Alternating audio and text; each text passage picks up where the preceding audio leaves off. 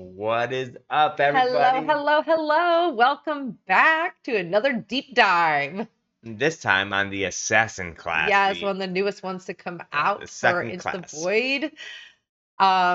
We are very excited because the assassin, I don't know, I don't know. I always think assassin like towards a rogue, but man, to have an assassin as his own class, I'm very curious. I haven't looked at anything yet. Very curious Yeah, what it's all yeah, about. and we've yet to deep dive the rogue, so I'm curious on how hmm they compare. So maybe we'll try to do the rogue one next because hmm I'm curious.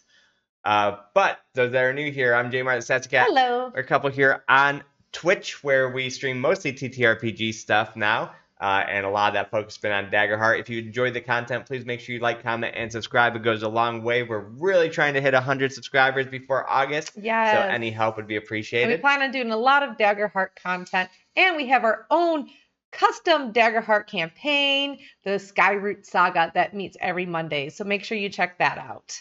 At 5 p.m. Eastern. Yes. All right, but today we're here for the Assassin class. Yes. Assassins are masters in the art of slipping past their opponent's defenses to inflict terrible pain and deadly strikes. When an assassin marks someone for death, they pursue their prey with unwavering intent. Boom, boom, boom. Cue music. So their domains are Midnight and Blade, I think. Midnight is the domain of shadows and secrecy, whether by clever tricks, death magic, or the cloak of night. Those who channel these forces practice the art of obscurity and can uncover sequestered treasures. Midnight offers practitioners the power to control and create enigmas. And looks like it's shared with Rogue and Sorcerer, Okay. which I don't think we've done either of those yet, so that's gonna be a new domain for us. It would be, I'll say I was reading that. It wasn't familiar to me. So then Blade is the domain of weapon mastery, whether by steel, bow, or perhaps a more specialized arm. Those who follow this path have the skill to cut short the lives of others. Wielders of Blade dedicate themselves to achieving inexorable power over death. And that's shared with Warrior and Guardian. Okay, I'm about to say I think I had some Blade because Bruna's a guardian in our campaign. And they're starting Evasion 12, which is tied for the highest, and their starting hit points is 5, which I think is tied for the lowest. So the Assassin's Hope feature, Grim Resolve. You can spend 3 hope to clear 2 stress, which if a lot of the abilities on the Assassin is stress related, could be pretty big. Yeah. The class features, we have Ambush. So when you move into melee and make a successful weapon attack, you can mark a stress to force the target to make a reaction roll with a difficulty equal to 10 plus your level. On a failure, increase the damage of your attack by a number of d6 equal to your tier. So it's like sneak attack. Yes, it does seem like a sneak attack. But we can definitely see just from that alone why marking stress off would be pretty important. Yeah, because if you can mark a stress, and so I guess if they succeed the check, nothing happens. You don't get, they saw you, you couldn't get your ambush. Right. I'm guessing. But can you imagine if you hit like tier 3 and you're rolling 3 d6s to do extra damage? That could be pretty big. That would be pretty baller. Hi, Zelda. Their second class feature is Spend a Hope to ask the GM for either a quick or inconspicuous way into or out of a building or structure you can see. The next roll you make that capitalizes on this information has advantage. I feel like with Dagger having a lot of those, what's it called where you like we're having to work as a team to get through an obstacle? The group rolls? The group roles, I feel like that could be really important because it seems like you're supposed to incorporate as a DM a lot of those escape options or just rushing through pathways because things are chasing you, Right. So that could actually be very helpful to the party. And let's say their 2 subclasses are Executioner and Poisoner Guild. And their spellcast trait is Finesse, so they actually get a spellcast trait. Oh, really? The assassin? Okay. Yeah, so that probably might be different than the rogue. I was wondering what would be different between assassin and rogue. Yeah, it might be a slightly, a little bit more magical version. So their foundation feature for Executioner's Guild is the first successful attack you make during a scene deals double damage, and First strike. and your ambush feature uses a D8 instead of a D6. Wait. So you can use that backstab whenever? No, it's the same. It's the same feature, but instead of a D6, it's a D8. But I guess I'm a little confused because foundation features one of your first ones. So every time I'm going to be using a D8, that's equal to my tier then. Right. If you spend a stress. Oh, the ambush Right. feature. Yeah. Okay. And then your first attack during each scene, which is basically every battle. Deals double damage. I mean, that could be huge if Mhm. you're doing an ambush. And it says first successful, so it's not even like I failed, so I ruined my chance at that. Yeah. Oh, that's true. So the first successful attack. Mhm. Okay. For your specialization feature, you have a death strike. When you deal severe damage to a creature, they must mark an extra hit point. Ooh. Then you have Scorpion's Poise. You gain a +2 bonus to your evasion against any attacks made by the creature you most recently dealt damage to. That's huge. That's huge. Wow. Stasson's kind of baller right now. Yeah, Mastery Strike. Once per long rest, you can mark a stress to change an attack roll you make from a failure into a success with hope. Wow.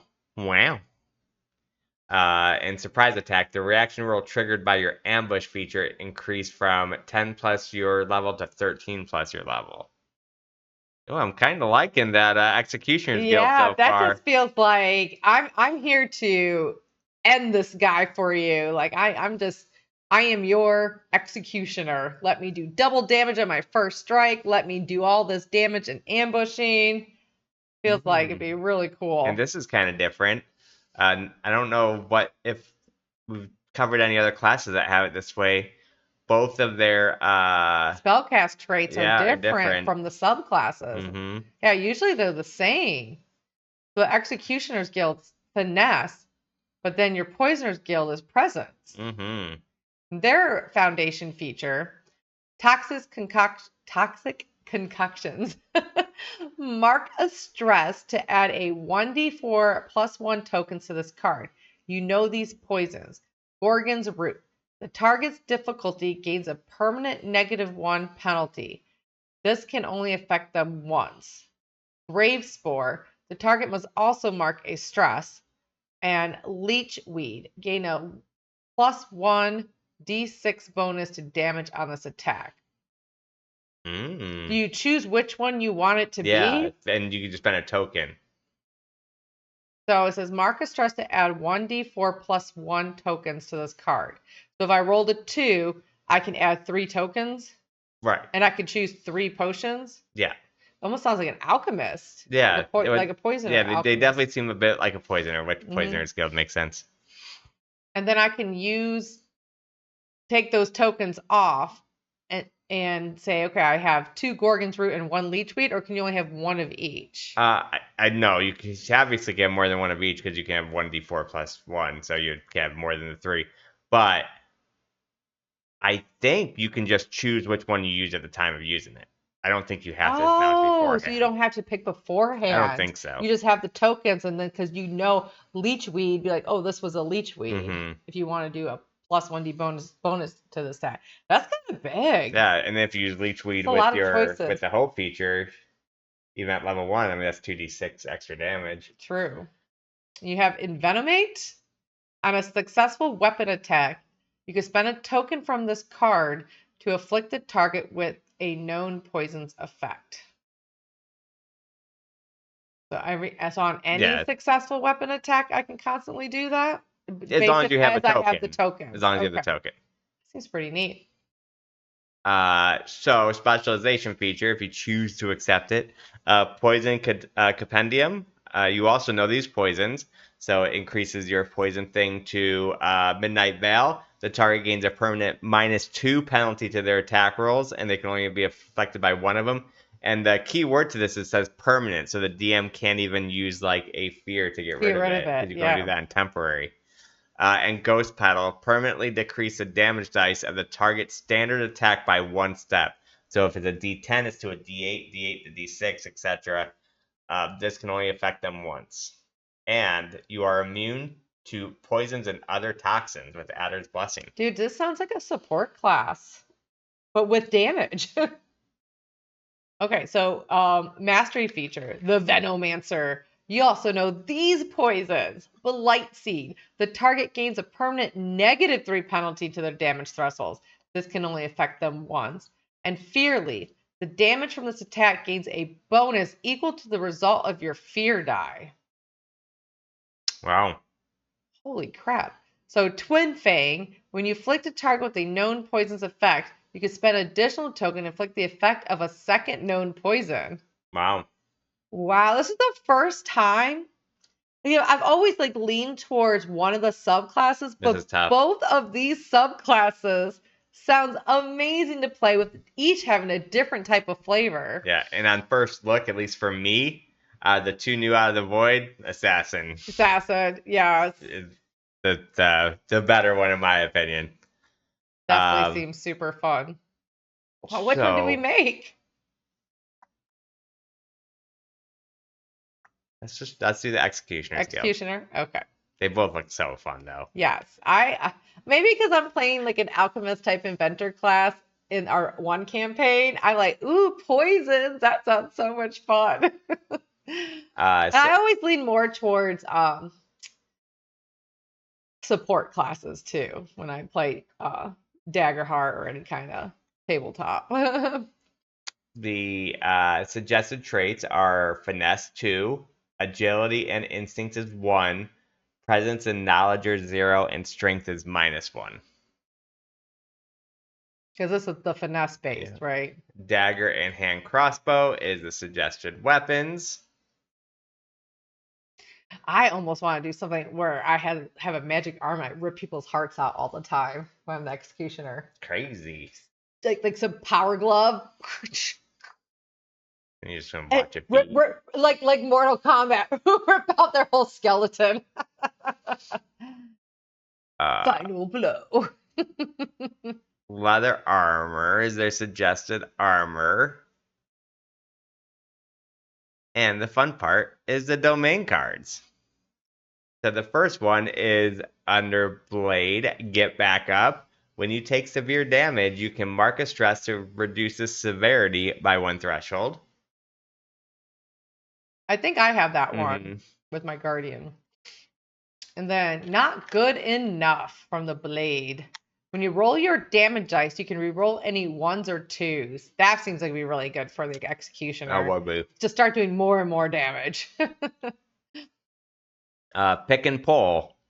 You have advantage on action rolls to pick non-magical locks, disarm non-magical traps, or steal items from a target, either through stealth or by force.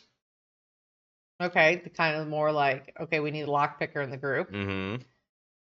Rain of Blades from the Midnight. It's a spell.